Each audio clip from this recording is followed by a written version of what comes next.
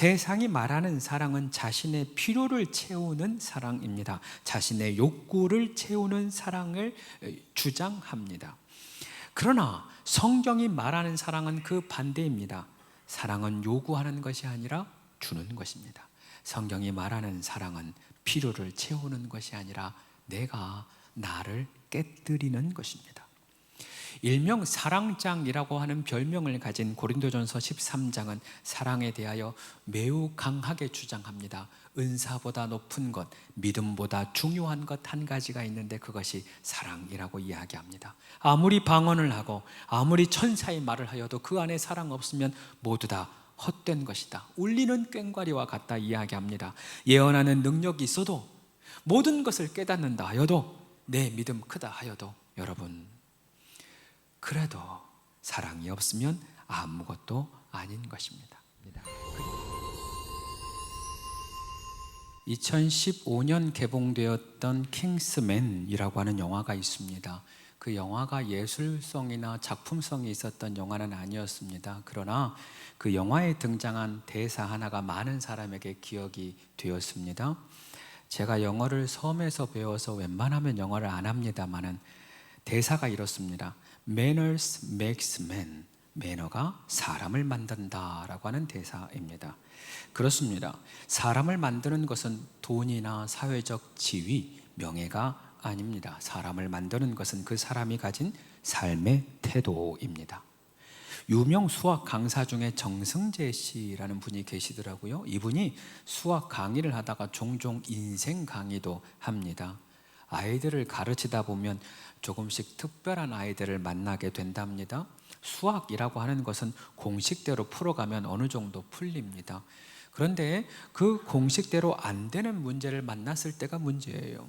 그리고 이 문제를 포기하는 사람이 있는가 반면 끝까지 풀어내려고 가진 방법을 쓰는 학생들이 종종 있답니다.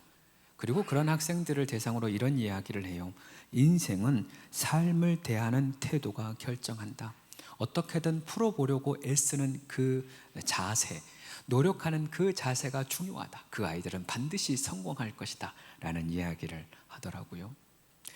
자녀들을 키우는 부모님들이 가장 많이 하는 말 중에 이런 말이 있습니다. 우리 아이는 똑똑한데 노력을 안 해요. 우리 아이는 똑똑한데, 나를 닮아 똑똑한데 노력을 안 해요. 그렇게 이야기를 합니다.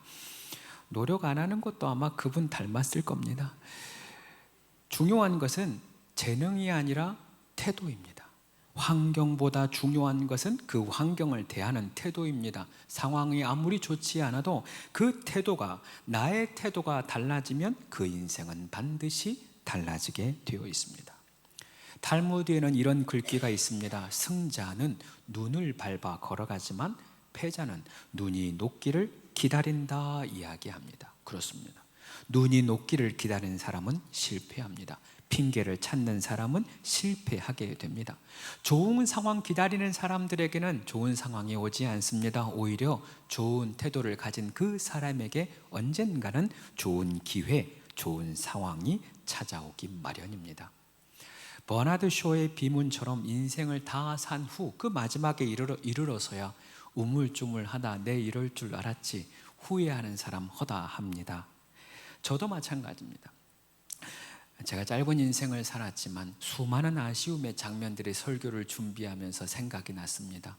그 수많은 아쉬움의 날들 속에서 제가 깨달은 한 가지가 있습니다. 결국 내가 시도한 것만 남는다는 것입니다. 그것이 실패하든 성공하든 상관이 없어요. 결국 내가 시도한 것만 남습니다. 설교 시작부터 너무 멋진 말을 제가 했네요, 여러분. 실제로 그래요. 제가 개척할 수 있는 상황을 기다렸다면 오히려 개척을 못했겠지요. 좋은 때 기다렸다면 아마도 여러분과 마주하는 지금의 이 시간은 없었을 수도 있습니다. 언제나 그렇습니다. 하나님 앞에 순종하고 걸어가면 하나님이 그 길을 열어주십니다. 하나님 앞에 순종하고 나아가면 하나님이 그 모든 걸음을 채우시는 역사를 경험하게 됩니다. 계속해서 말씀드립니다. 생각을 바꾸면 말이 바뀝니다. 말이 바뀌면 우리의 태도가 바뀝니다. 태도가 바뀌면 인생이 바뀝니다. 그런 의미에서 우리는 2주간에 걸쳐 우리가 가져야 할 삶의 태도에 대한 이야기를 나눌 것입니다. 오늘은 그 첫 번째 시간, 태도를 바꾸면 인생이 바뀐다. 첫 번째 시간입니다. 오늘 성경 빌립보서의 저자는 사도 바울입니다. 그가 처음부터 예수님을 따랐고 예수님을 전하는 삶을 살았던 것은 아닙니다. 그는 유대 학문에 있어 최고 반열에 올랐던 가말리엘에게서 교육을 받아 있습니다. 유대인 중에 유대인이요 바리새인 중에 바리새인이었습니다. 심지어 로마 시민권을 가진 사람이었습니다. 여러분이 지금 이것에 대해서 감흥이 없어서 뭔지 몰라서 지금 이런 반응이지만, 그가 할 수 있는 최고의 학문, 유대인으로 할 수 있는 최고의 반열, 최고의 성공에 이룬 사람이 바로 사도 바울입니다. 그러나 그가 예수님을 만난 후 그의 인생이 180도 바뀝니다. 자신이 쌓아왔던 모든 것이 배설물이다 이야기합니다. 그동안 쌓아놓았던 성공, 그 성공을 이루기 위해 노력했던 모든 노력의 시간 또한 배설물이다 이야기합니다. 그렇습니다. 우리는 바른 태도를 논하기 이전에 먼저 올바른 방향에 대해 논해야 합니다. 아무리 열심히 살아도 그 방향 잘못되면 헛된 것이지요. 아무리 애를 쓰고 아무리 자랑할 것 많으나 아무리 성공하다 할지라도 그 방향이 잘못되면 그 모든 것은 헛된 것입니다. 즉 삶의 태도를 바라보기 전 내 삶의 방향이 온전한가, 내 삶의 방향이 정확한가 점검해야 한다는 것입니다.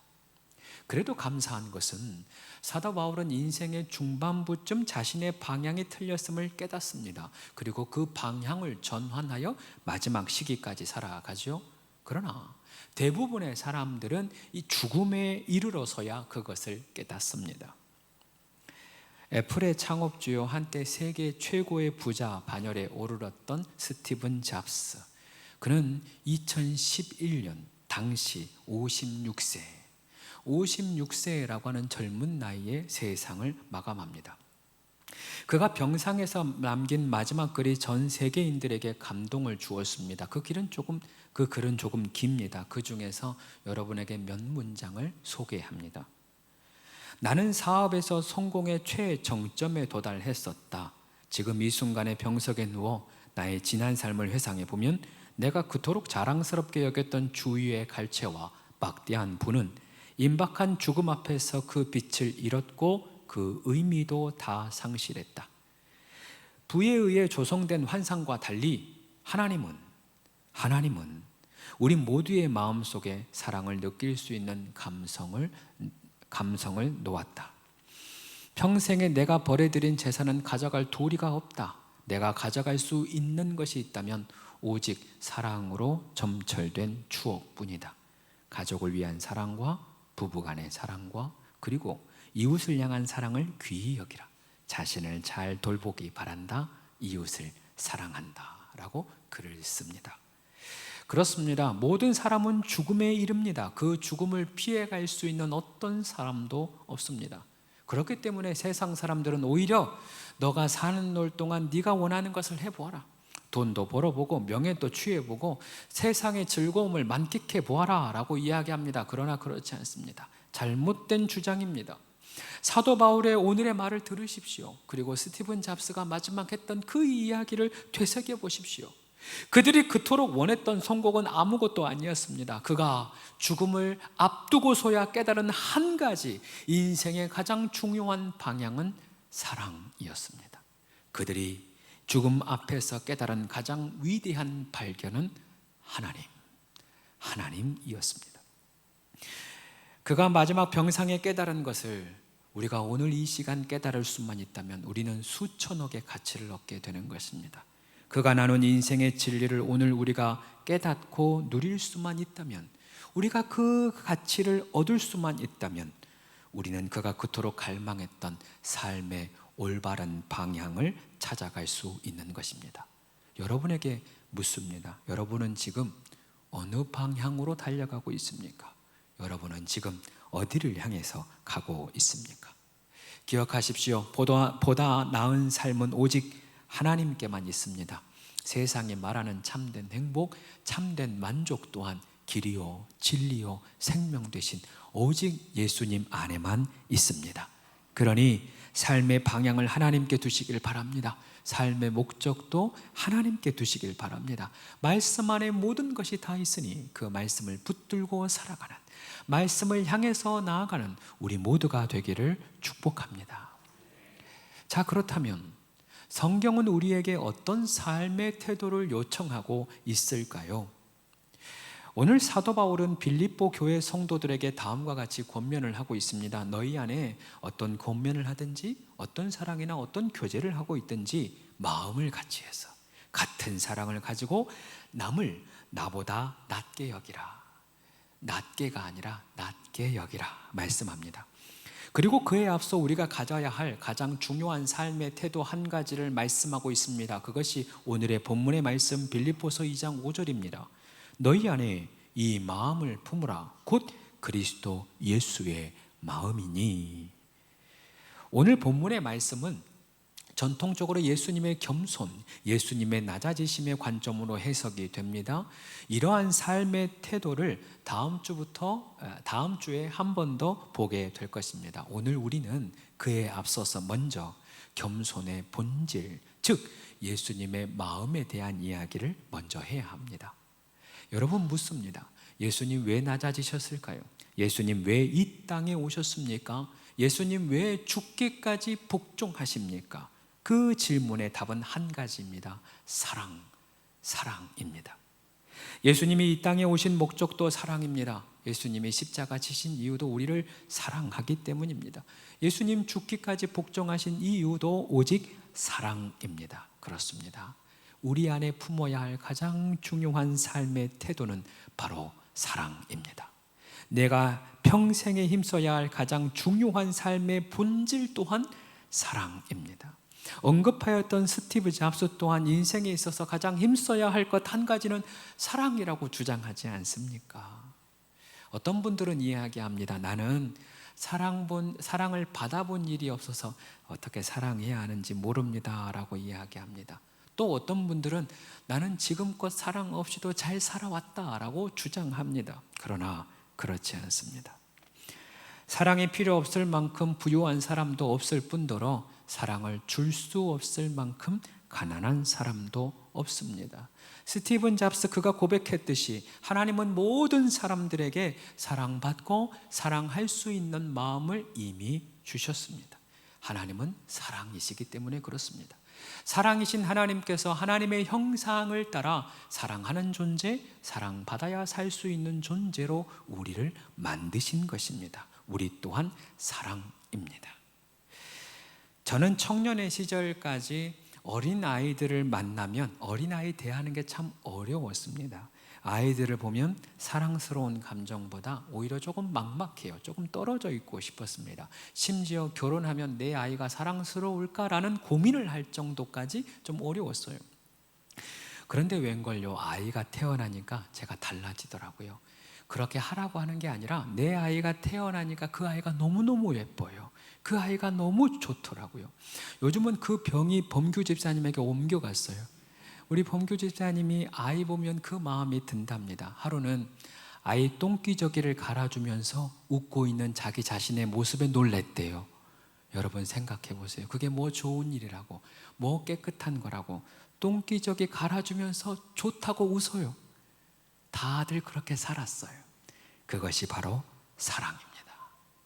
하나님은 사랑입니다. 우리 모두에게 그 사랑을 이미 선물로 주셨습니다. 그러나 안타깝게도 그렇게 사랑으로 시작된 가정이 때로는 가장 상처 주는 대상이 되기도 합니다. 장례식장에 가면 가장 많이 후회하는 것이 다하지 못한 사랑이에요.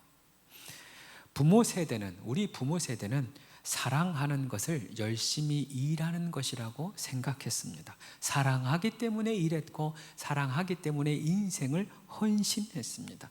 그러나 정작 세월이 지나서 자녀에게 남은 것이 무엇이냐 묻는다면 자녀의 마음 가운데는 상처가 남아요. 가족이 함께한 시간이 너무 적어졌습니다. 가족이 함께한 사랑의 대화가 적어졌습니다. 어느덧 가족들이 어떻게 대화하는지 잃어버립니다. 그렇게 때를 놓치고 시간이 지나고 나서 결국에 장례식장에 와서 후회하더라는 거예요. 제가 수십 번 장례를 집례했습니다. 그러다 보니 그 안에 담겨진 유족들의 말의 의미를 이해하게 되어졌어요. 나 엄마 때문에 너무 상처받았어. 내가 엄마 때문에 너무 힘들었어. 그 말은 내가 평생에 엄마에게 사랑받고 싶었어 라는 말입니다. 나 당신 때문에 얼마나 힘들었는지 몰라. 평생에 도움이 안 돼. 그 말은 내가 정말 당신 사랑했는데 그 말 한마디를 못했어. 그런 의미입니다. 우리는 종종 삶에서 표현해야 할 말들은 잊어버린 채 하지 말아야 할 표현과 하지 말아야 할 말들을 할 때가 종종 있습니다. 사랑하는 여러분, 다시 여러분에게 묻습니다. 여러분은 여러분에게 주어진 사람들을 어떻게 사랑하고 있습니까? 다시 묻습니다.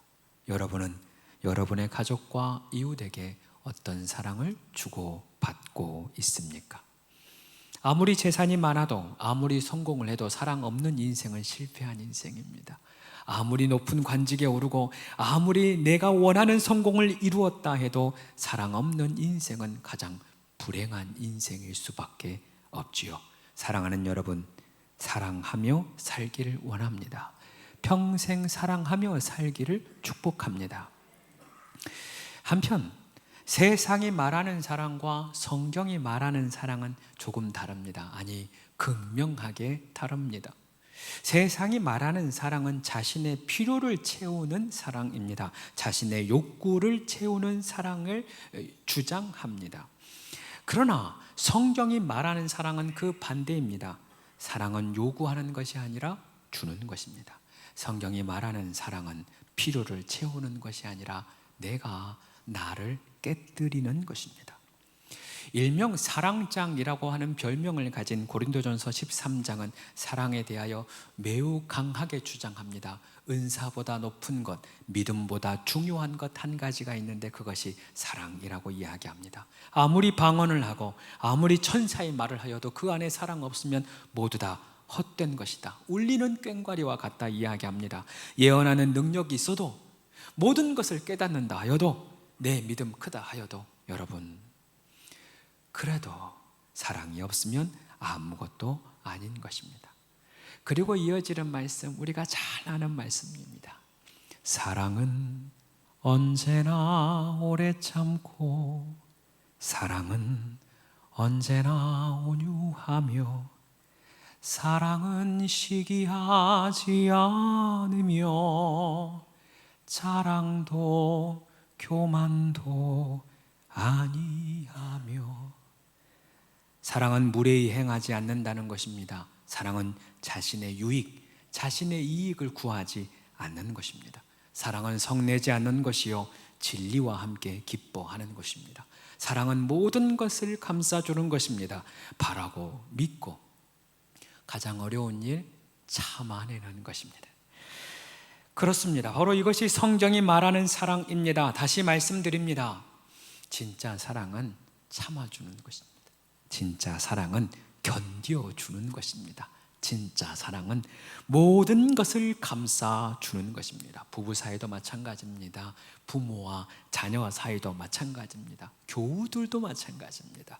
한마디 톡 쏘아주고 싶을 때 참아야 돼요. 내 마음에 들지 않을 때 참아야 돼요. 사랑할수록 함부로 하지 않아야 하는 것입니다. 사랑할수록 더욱 감싸주고 믿어주고 참아내는 것입니다. 꼭 어려운 말 할 때, 어려운 일 할 때는 아멘을 안 해요. 그렇게 안 할 거라는 거죠. 그러면 저에게 물을 수 있어요. 목사님, 제가 언제까지 참아야 돼요? 하루 이틀도 아니지 몇 년이 지나고 십수년이 지났는데 언제까지 참아야 됩니까? 그러면 답을 드립니다. 예수님이 우리를 오래 참듯이 참는 거예요. 예수님 언제까지 참으신 줄 아십니까? 따라하겠습니다. 내가 변할 때까지. 예수님은 내가 변할 때까지 참으셔요. 내가 평생에 변할 때까지. 예수님 안 참았으면 여기 있을 만한 사람 아무도 없습니다, 여러분. 그와 같이 우리도 내 자녀가 변할 때까지 참는 거예요. 내 남편, 내 아내가 변할 때까지 참는 거예요. 우리 교우들이 변할 때까지 내가 참고 살아야지 어떡해요? 이게 사랑인데. 그러면 또 물어요. 목사님, 지금껏 나만 참았어요. 저 사람은 안 참았어요. 나만 참고 살아야 되는데 왜 평생 나만 참아야 됩니까? 왜 나만. 그런데 다들 나만 참는다 그래요. 여러분, 은혜 받은 사람이 먼저 참는 겁니다. 먼저 그 사랑을 경험한 사람이 그 사랑으로 품는 것입니다. 그렇다고 진짜 손해보는 게 아니에요. 참는 사람이 늘 손해보는 게 아닙니다. 기억하십시오. 하나님은 손해본 그 사람을 더 많이 사랑하여 주십니다. 참고 견디는 자에게 인내와 소망을 주신다 하셨습니다. 인내의 결실이 참는 자에게 먼저 있는 것입니다. 그러니 더 손해보고 더 견디는 것이 유익인 것입니다. 오히려 사랑할수록 우리 하나님이 더 큰 사랑과 은혜를 우리에게 부어 주실 것입니다. 그 사랑 덕분에 내가 변하는 겁니다. 그 사랑의 실천 덕분에 내가 커가는 것입니다. 그렇습니다. 사랑이 나를 변화시키는 것입니다. 사랑의 태도가 내 인생을 바꾸는 것입니다. 사랑의 태도가 내 가족을 바꾸는 것이고, 사랑의 태도가 내 인생을 바꾸는 것입니다. 한 가지 이야기로 설교를 마치려 합니다. 젊은 날의 야곱, 그는 하나님의 축복을 갈망하며 평생을 살았습니다. 그 축복 얻어보겠다고 형을 속입니다. 아버지를 속입니다. 그렇게 형을 피하여 도망한 곳이 외삼촌 라반의 집입니다. 그곳에서 한 여인을 만나요. 그 여인의 이름이 라헬입니다. 그가 그 라헬을 얻기 위하여 라반의 집에 품삯 없이 아무 조건 없이 7년을 일합니다. 성경은 그가 라헬을 사랑했기에 7년을 수일같이 여겼다라고 기록합니다. 개역개정은 7년을 며칠같이 여겼다라고 이야기하죠. 7년 뒤 라헬을 얻느냐? 그렇지는 않아요. 라반이 야곱을 속입니다. 레아를 먼저 시집 보내게 합니다. 그러면 야곱이 포기했을 거예요. 다시 그 계산을 해서 7년 동안 품삯을 달라고 했을 겁니다. 그런데 그런 이야기를 하지 않아요. 오히려 7년을 더 헌신합니다. 7년 동안 또다시 아무 이익을 구하지 않고 일합니다. 그 또한 수일같이 여겼다라고 이야기합니다. 무엇 때문입니까? 사랑 때문에. 라헬을 사랑했기에 7년을 수일같이 여깁니다. 그렇습니다. 그 말씀 그대로예요. 사랑하니 오래 참게 됩니다. 사랑을 하니 자신의 이익, 자기의 유익을 구하지 않게 된 것입니다. 사랑하게 되니 오래 참고 인내하게 되는 것입니다. 사랑했더니 그가 변한 거죠. 우리도 마찬가지입니다. 여러분이 기억하세요. 사랑이 수고를 이깁니다. 사랑이 시간을 초월합니다. 사랑이 상처를 이깁니다. 사랑이 아픔을 이깁니다. 사랑이 우리가 겪는 모든 고난을 이깁니다. 사랑이 모든 것을 이깁니다. 저도 마찬가지예요.